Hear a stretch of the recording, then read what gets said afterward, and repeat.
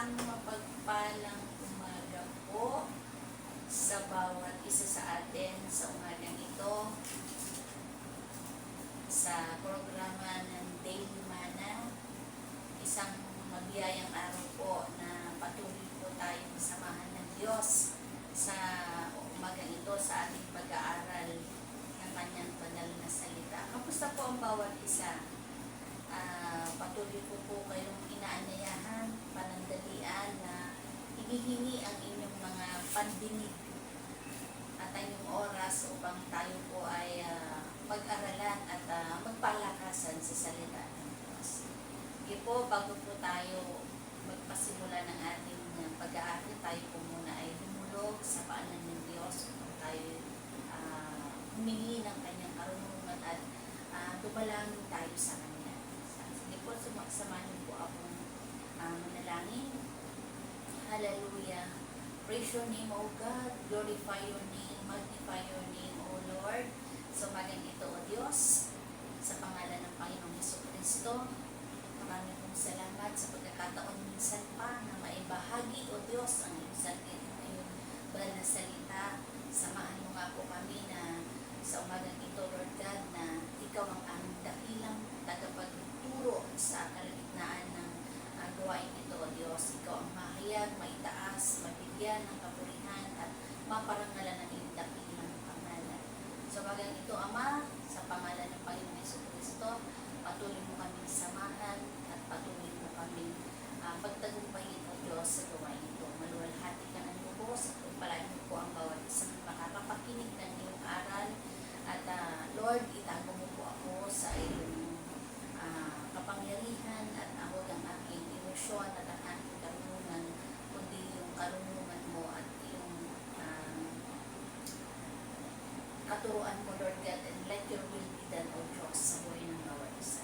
Lord, anoint my lips that every words that come out in my lips sa blessings, O God.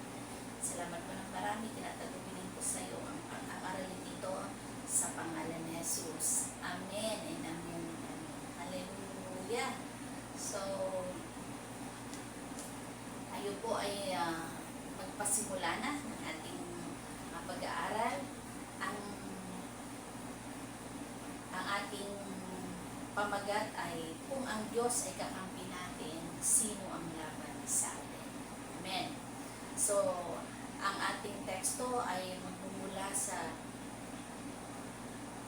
Deuteronomy chapter 20 verse 4. Ito po ang sinasabi, sapagkat kasama mo ang Diyos mong si Yahweh, siya ang makikipaglaban para sa iyo at pagtatagumpayin ka niya. God is with you in every battle you face. He fights for you, so you don't have to be afraid when you face the challenges. Hallelujah. All you need to do is to stay calm and trust Him. Hallelujah. Tayo daw ay patuloy na magtiwala lang sa ating Diyos sapagkat siya ang nanako at nagsabi hindi niya tayo iiwan at pababayaan at He will fight for you. Na anuman ang battle na yung hinaharap at pinagdadaanan sa panahon ito, manalig po tayo sa salita ng Diyos at sa pangako. Hindi niya tayo pababayaan at siya ang makikipaglaban para sa atin. Amen. Tunghayan po natin ang kasaysayan ng buhay ni Daniel na siya ay nagtagumpay siya sapagkat sinamahan siya ng Diyos. Siya ay nasa gitna ng kahirapan at nasa gitna ng labanan. Si Daniel po ay napagbintangan o napagkaisahan. At ang buhay ni Daniel ay siyang ating pag-aaralan sa oras nito. Kung tayo po ay may Bible, tayo po ay samahan niyo po ako magbasa mula sa aklat ng chapter 6 hanggang 1 hanggang 25. Ito po ang sinasabi. babasahin ko po at saka isa-isahin po natin siya ng aralin. Sabi dito, si Haring Dario ay pumili ng 120 pinuno ng mga rehiyon sa buong kaharian. Pumili rin siya ng 3 mamamahala sa mga pinuno ng rehiyon at mga ngalaga sa kapakanan ng hari, at isa rito si Daniel. Verse 3, si Daniel ang naging pangunahin sa 3 tagapamahala at sa mga pinuno ng mga rehiyon dahil sa pambihira niyang karunungan. Dahil dito, inisip ng hari na siya ang gawing tagapamahala sa buong kaharian. Verse 4, kaya ang dalawang kasama niyang tagapamahala at ang mga pinuno ng mga rehiyon ay humanap ng maibibintang kay Daniel upang huwag matuloy ang magandang balak ng hari para sa kanya. Ngunit wala silang makitang dahilan sapagkat laging matapat si Daniel sa kanyang tungkulin.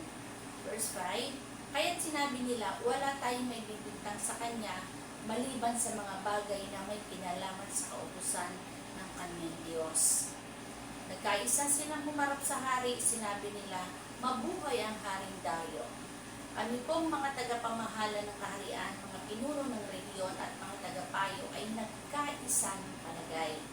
Mabuti po ipag-utos ninyo ninyong sa loob ng 30 araw ay walang sasamba o mananalangin sa ibang Diyos o sa tao liban sa inyo.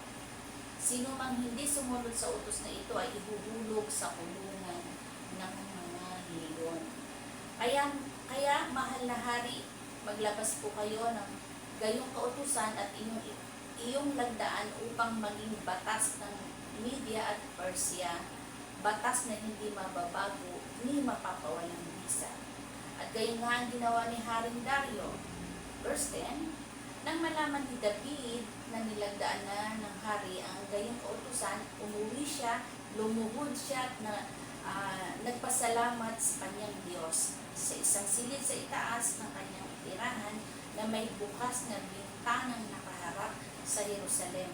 3 beses niyang ginawa ito sa maghapon gaya ng kanyang nakaugalian. Ngunit binabantayan pala siya ng kanyang mga kaaway. Nang makita siyang nananalangin, siya'y kanilang isinumbong sa hari at sinabi, hindi po ba't pinagtibay ninyo ang isang kautusan na sa loob ng 30 araw ay walang mananalangin sa sinumang Diyos o sa tao liban sa inyo at ihahagis sa kulungan ng mga leon ang sino mang lumabag dito. Sumagot ang hari, ang kautusan ng Media at Persia ay hindi mababago ni mapapawalang bisa. Sinabi nila, mahal na hari, si Daniel po na isa sa mga dinalanghihag mo na sa Juda ay lumabag sa inyong kautusan at 3 beses pa po kung manalangin sa araw-araw. Nang malaman ito ni Haring Dario, nabalisa siya at maghapong inisip kung paano maliligtas si Daniel. Nang magkaroon muli ng pagkakataon, ang mga kaaway ni Daniel, lumapit ang mga ito sa hari at sinabi, alalahanin mo ninyong mahal na hari na batas sa Media at Persia na hindi maaring baguhin ang alinmang kautusan na ipinagtibay ng hari. Dahil dito, inutos ng Haring Dario na ihulog si Daniel sa kulungan ng mga leon. Ngunit sinabi niya rito, naway iligtas ka ng Diyos ng buong katapatan mong pinagpiliin ng Quran. Ang bunganga ng kulungan ay tinakpan ng isang malaking bato, tinatakan ito ng pantatak ng hari at ang kanyang mga tagapamahala para hindi mabuksan ng sinuman. Ang hari naman ay umuwi sa palasyo, ngunit magdamag itong hindi kumain, hindi siya tumikim ng pagkain at ayaw niya paaliw. Kinabukasan, maagang bumangon ang hari at nagmamadaling pumunta sa kulungan ng leon. Pagdating doon, malungkot siyang tumawag, Daniel, tapat na lingkod ng Diyos na buhay. Iniligtas ka ba niya sa mga leon? Sumagot si Daniel, mabuhay ang hari. Wala pong nangyari sa akin sapagkat ang bibig ng mga leon ay pinatikom ng mga anghel na isinugo ng aking Diyos. Ginawa po niya ito sapagkat alam niyang wala akong kasalanan ni nagawang masama laban sa inyo. Dahil dito, labis na naggalak ang hari at inutos na iahon si Daniel mula sa kulungan ng mga leon. Nang siya'y maiahon na wala silang makita kahit man lamang bahagyang galos sa katawan ni Daniel sapagkat nagtiwala siya sa kanyang Diyos. Amen. Ang mga nagbintang kay Daniel ay ipinahulog ng hari sa kulungan ng mga leon, pati ang kanilang mga anak at asawa. Hindi pa sila sumasayad sa kulungan ay nilapan na sila ng leon. Hallelujah. Itong buhay itong binasa po natin, kasaysayan ni Daniel, makikita po natin dito ang kabutihan ng Diyos na hindi niya hinayaan si Daniel na mapahamak, bagamat siya ang pinakatangi sa tatlo ay nagkaroon ng parang oposisyon, kumbaga pinagkaisahan siya. Ayon sa verse 4, ang sabi doon sa verse 4 ating binasa,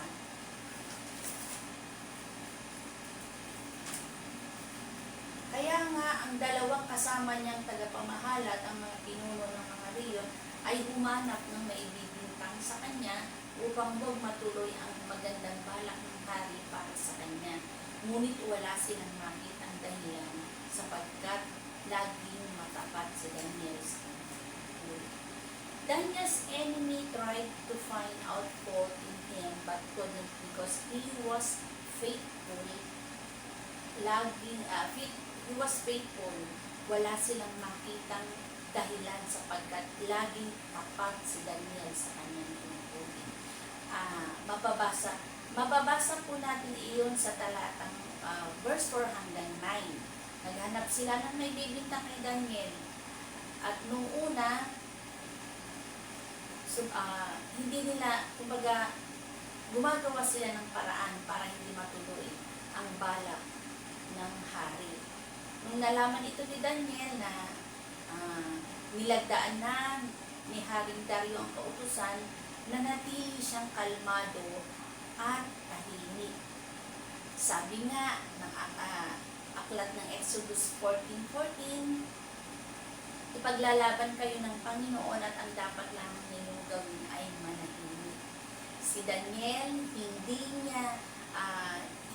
niya ipinagtanggol ang kanyang sarili sa harap ng hari.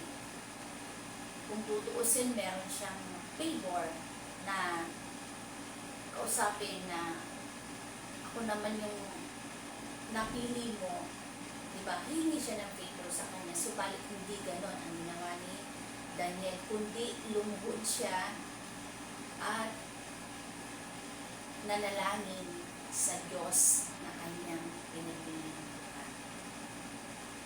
Sabi dito, at sa verse 10, sabi dito, siya'y nagpatuloy na lumuhod at ng 3 ulit sa loob ng isang araw at nanalangin at nagpasalamat sa harap ng kanyang Diyos, gaya ng kanyang mga gawain. Kapatid, si Daniel 3 beses nanalangin sa bawat araw dahil matindi ang kanyang pagdaraanan, pinagkaisahan siya. So alam niya ang magiging kakahandungan niya ay matindi ang kanyang panalangin. Bagamat Daniel was a man of great faith, even when he knew it could get him in trouble. He continued to pray to God 3 times a day. This shows that This shows us the importance of prayer and staying faithful to God no matter what. Alam nyo, ang pinakamaang na ano sa dito yung nagpasalamat pa siya sa Diyos sa kinahaharap niyang battle. Dahil alam niya na hindi siya nag-iisa. At alam niya na kasama niya ang Diyos sa laban nito. Confident siya. Amen. Sapagkat ang pinakamainam dito is yung lifestyle niya na the way of manalangin. Amen. Sapagkat prayer is powerful weapon sa gitna ng ating labanan. Malaki ang nagagawa ng panalangin ng taong matuwid. Sabi ng talata, si Daniel ay matapat. Amen. So, kagaya po nung yung persistent prayer, ito po, yung persistent prayer na kung paano ginagawa ni Daniel na nananalangin ng 3 beses, ay talagang napaka-effective po. No? Yung persistent prayer po ng isang widow, kung naalala niyo sa Luke 18, sabi dito, about the persistent widow who won't give up asking a judge for justice. Di ba paulit-ulit siyang pabalik-balik, nakulitan na lang yung judge. Kaya ibinigay sa kanya yung kanyang favor na hinihingi. So, the prayer na consistent, talaga pong napakabisa. Ano po ba? And then sabi nga po sa Jeremiah 33 verse 3, call unto me and I will answer you. Kapatid, baka nag-aantay ka pa ng kasagutan sa panalangin mo. At hanggang ngayon hindi pa dumarating. Ito yung mga pangako ng Diyos na kailan na nais marinig ng Diyos sa iyo. Tumawag ka sa Kanya. Kung paano si Daniel agad-agad na tumawag, lumuhod, at yung lifestyle niya na 3 beses na nanalangin. Kapatid, baka ito yung kailangan mong gawin. Kung ikaw man ay humaharap sa isang labanan ngayon na hindi mo alam kung paano ang gagawin, ito po ang itinuturo sa atin ng Diyos sa bawat isa sa atin. Pangalawa, na yung una kanina, pinagkaisahan siya. Pangalawa, na isakatuparan ang plano nila kay Daniel. Nilagdaan nga ng Haring Dario ang kautusan. At yun nga ay naging batas. Diba? Yun ay mababasa natin sa Daniel 6:11 hanggang 13. At doon sa isang verse, sabi niya, ngunit binabantayan pa pala siya ng kanyang mga kaaway. Diba? Hindi pa sila nakontento sa ginawa nila, talagang binabantayan pa siya. At siya'y sinumbong sa hari at sinabing, siya'y lumabag sa inyong kautusan. 3 beses pa po siya kung manalangin araw-araw. Diba nakikita ng kaaway ang ginagawa ni Daniel. Kaya ang alam nilang gawin is magsumbong sa hari at upang maparusahan si Daniel. Subalit ito po ang nangyari. Alam ni Daniel ang kanyang sasapitin, subalit na natili siyang tapat. People found Daniel praying to God. Even though the king had made a law against it, Daniel chose to obey God over man's law. Alam ni Daniel, pinili ni Daniel na sumunod sa Diyos, sundin ang kautusan ng Diyos kaysa sa batas ng tao. Amin po ba? At sa kalagayan iyon, Daniel, faith remains strong. Lalong nagpatibay kay Daniel ang mga naganap na pangyayari. Lalong tumibay dahil alam niya na hindi siya iiwan ng Diyos. Sabi nga sa verse 12, sa Diyos siya sumasamba at hindi sa inyo, yun yung sumbong sa Kanya. The king is told that we can change the law he made even though he wants This shows that even powerful people can always control everything. But God controls everything. Amen po ba? Hallelujah.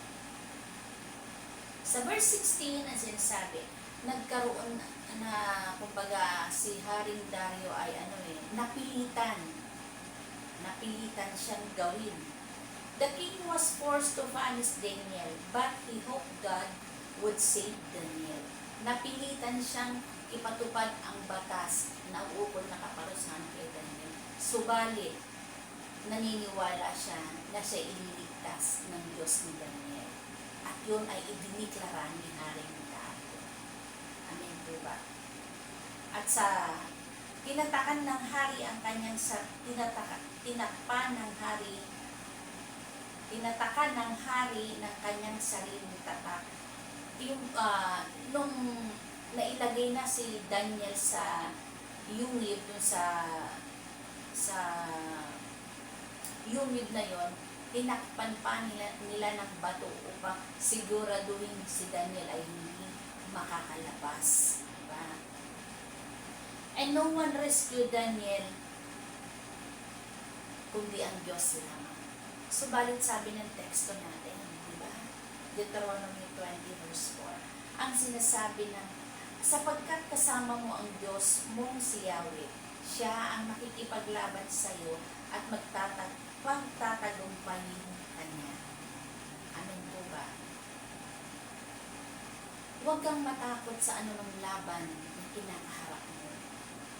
Ang kailangan mo lang gawin ay manalig, manampalataya at manalangin sa Diyos na nangako hindi ka maiiwan at hindi ka na pabayaan.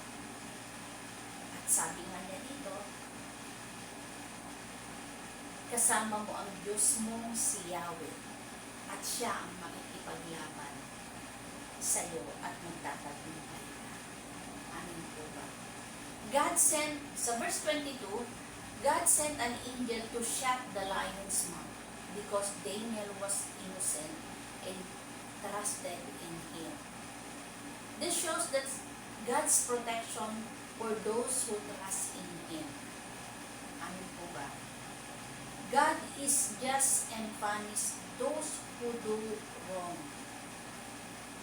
Sa verse 24, alam po natin ay sa pagkakabasa natin na yung ibinibintang kay Daniel at yung ginawang kaparusahan na dapat kay Daniel ay ang naparusahan ng mga nambintang. Makikita po natin dito na kapag kasama natin ang Diyos, gagaya po ng title natin, sino ang laban sa atin? Ipaglalaban tayo ng Diyos. Amin po ba? At ang pangako ng Diyos, in my conclusion, sabi ng Isaiah 54:17, walang sandata na ginawa laban sa iyo ang magtatagumpay, at bawat dila na babangon laban sa iyo ay hatulan. Ito ang mana ng mga lingkod ng Panginoon at ang pagiging matuwid nila ay mula sa akin, sabi ng Panginoon. Ang bawat salitang lumabas na pagsusumbong ay Haring Dario. Bumalik doon sa mga nagsumbong. Kaya ang talatang ito, napaka-powerful na pangako ng Diyos. Walang sandatang ginawa para magtagumpay ang kaaway sa inyo. Ibabalik at ibabalik sa mga taong may kagagawan kung bakit naandyan ka sa iyong kalagayan. Kung paano sabi dito, walang sandata na ginawa laban sa iyo ang magtatagumpay, at bawat dila na babangon laban sa iyo ay hatulan. Sa iyo ay kaha, kahatulan ay iyong hahatulan. Ito ang mana ng mga lingkod ng Panginoon at ang pagiging matuwid nila ay mula sa atin, sabi niya. This means that nothing can harm you when you trust in Him. He will protect you when you trust in Him. If God is with you, who is against you? Amen po ba? Hallelujah. Kaya huwag kang mag-alala, kapatid. Ano man ang laban mo sa buhay na hinaharap, magtiwala ka sa Diyos na nangako. Siya ang lalaban sa iyo. I will fight for you, sabi ng Diyos. Ayon sa aklat ng Exodus 14:14. You need to be still. In awit 16. Still, be still and know that I am your God. Manahimik ka, manalangin, huwag kang matarangka, huwag kang mabalisa, sapagkat kasama mo ang Diyos sa bawat laban na hinaharap. Amen po ba? All the glory belongs to God alone. So let us pray. Hallelujah. Father in heaven, thank you very much sa patuloy mong pagsama sa bawat laban o hamon ng buhay na aming pinaharap. Magtagumpay kami dahil sa grasya at biyaya mo. Sa mga pangako mong aming pinanghahawakan, abutin mo po o Diyos ang aming mga kababayan. Abutin mo po ang aming mga kapatid o Diyos na may mga laban sa buhay sa oras na ito, sa anumang aspeto ng kanilang buhay, Lord God. Sila man po ay nakikibaka sa banig ng karamdaman, ibangon mo po sila. Sila man po ay may matinding pakikibaka sa pananalapi, ang provision mo po ay dumaloy. Sila man po ay kumakaharap sa relasyon ng pampamilya. Ikaw ang Diyos na kaayusan at kapayapaan. Pagtagumpayin mo po sila, Ama. Hindi man mabanggit ng aking mga labi ang iba pang pangangailangan ng aking mga kapatid, batid mo po ito. Batid mo po, O Diyos, ang laman ng kanilang mga puso. At kung paano mo po sinamahan si Daniel sa kanyang laban at inilabas mo sa yungib ng leon, iahon mo rin po ang bawat isa upang kamtan ang tagumpay na patuloy namin inaasam-asam. Lord, pagpalain mo po ang mga salita mo na amin na pag-aralan. Makita po namin ang aming sarili na katulad ni Daniel, na hindi nawalan ng pag-asa sa pakikibaka, Panginoon, na patuloy lang siyang naging kalmado at nagtiwala sa iyo, Panginoon. Salamat po, Panginoon, makita mo na, O Diyos, sa aming buhay ang karakter ni Daniel, Panginoon, na laging nagtitiwala sa iyo. Maratnan mo na kami tapat mo naglilingkod at laging matapat sa iyong mga salita sa bawat buhay at bawat umaga na ipinagkakatiwala mo, Panginoon, sa amin. Pagpalain mo po, O Diyos, ang bawat salita mo, ang mga salita mo na aming na pag-aralan sa umagang ito, Lord God. Ito'y baon po namin sa pakikibaka sa bawat araw na pinagkakatiwala mo. Pagpalain mo po ang bawat isa, ingatan, gabayan at patuloy na magtagumpay sa buhay namin. Magtagumpay ka, O Diyos, sa aming buhay. Salamat po sa laban, O Diyos, at salamat sa tagumpay na patuloy na inilalaan mo para sa amin. Pagpalain mo po ang bawat isa sa umagang ito. Ito po ang aking samot dalangin sa pangalan ni Jesus. Amen and amen and amen. Isang mabiyayang araw sa bawat isa po sa atin. Stay blessed and stay loved at maging maingat po tayo sa ating paglabas at pag-uwi sa ating tahanan. Gabayan po tayo ng Diyos. Ito nga po ang inyong lingkod sa umagang ito. Sister Gina Nadores po, nagpapasalamat at bumabati ng mapagpalang umaga. Shalom everybody. God bless us all. Hallelujah.